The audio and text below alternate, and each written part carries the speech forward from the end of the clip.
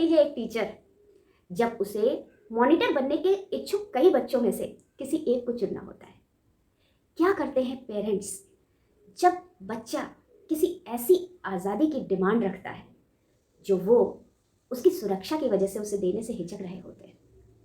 और क्या करता है ईश्वर जब उसे हमको किसी बड़े ध्येय के लिए चुनना होता है?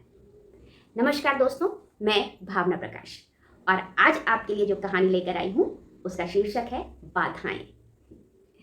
एक स्कूल में एक हाई जंप कंपटीशन होना था, इंटर स्कूल कंपटीशन था और उसके लिए अध्यापिका पूरी निष्ठा के साथ तैयारियां करवाने में व्यस्त थी, पर उनके चुनाव को लेकर परेशान भी थी। बहुत दिनों तक जब चुनाव की ही समस्या का हल नहीं निकला, तो प्रिंसिपल ने ये रिस्पॉन्सिबिलिटी दूसरी स्पोर्ट्स टीचर को दी, जो कि अनुभवी थी। दूसरी टीचर ने एक सिंपल स्ट्रेटजी के साथ काम करना शुरू किया। सबसे पहले एक नीचे से बाड़ बनवाई और बच्चों को उसके ऊपर से कूदने को कहा।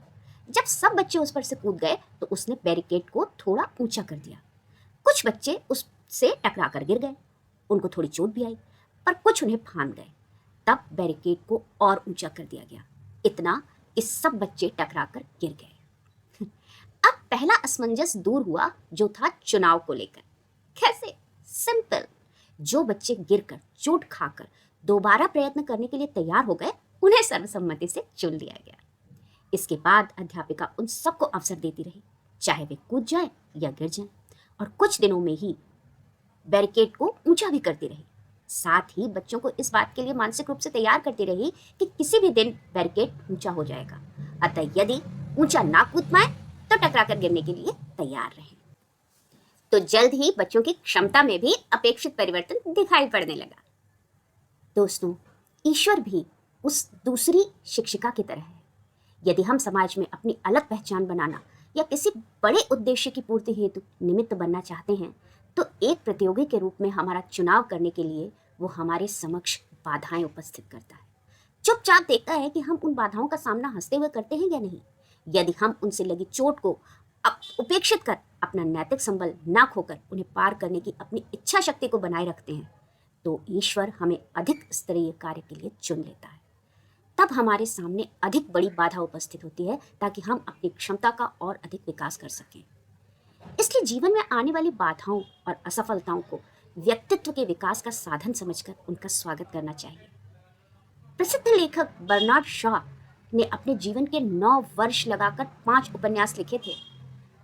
उन्होंने उन्हें अलग अलग 60 प्रकाशकों के पास भेजा, लेकिन सब ने उन्हें सखेत वापस कर दिया। लेकिन वो इन अस्वीकृतियों और बाधाओं से घबराए नहीं और बिना निराश हुए लिखते गए, अपने लेखन को निखारते गए।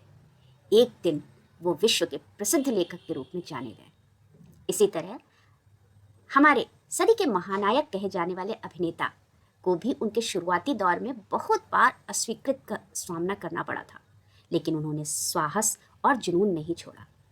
हर नवागंतुक को अपने क्षेत्र में अपनी प्रतिभा सिद्ध करने के लिए संघर्ष करना ही पड़ता है। नूतन का स्वीकार्य किसी के लिए सहज नहीं होता, पर जो लोग स्वयं को तराशना नहीं छोड़ते, वो अंततः सफल होते ही हैं। फिर मिलेंगे ऐसी ही किसी कहानी में। नमस्कार।